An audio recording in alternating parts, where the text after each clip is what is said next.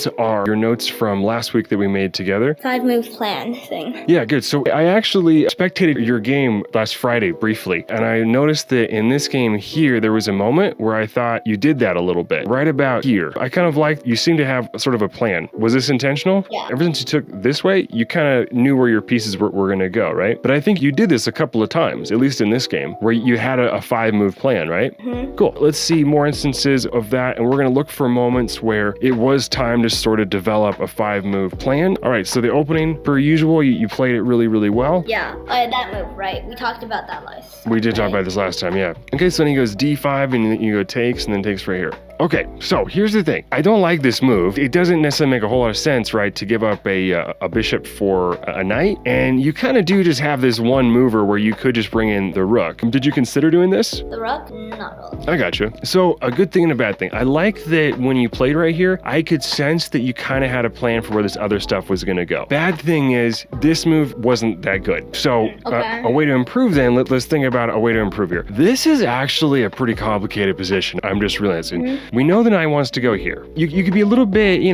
weary of this, maybe because of like pawn f5, but at the same time, you could kind of use your instinct, intuition to think, yeah, but probably g5 is going to be really strong. So then you go, okay, this is probably where my knight wants to go. The rook, yeah, it's going to go here. Sometimes in like the queen's gambit or like queen's gambit accepted, you'll move the queen up and then you move the rook over to d1.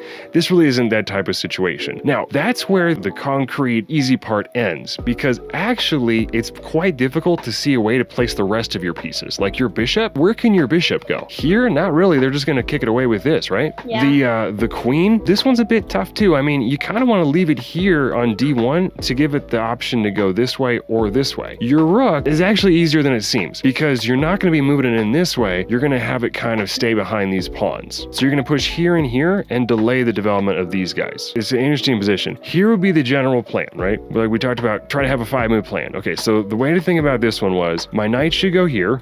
This rook's going to go here. I'm going to postpone the development of every single one of these pieces just for now and move out these pawns. Whew, that's a lot, right? Yeah. That's tough to come up with, but that would have been the best way to go about it.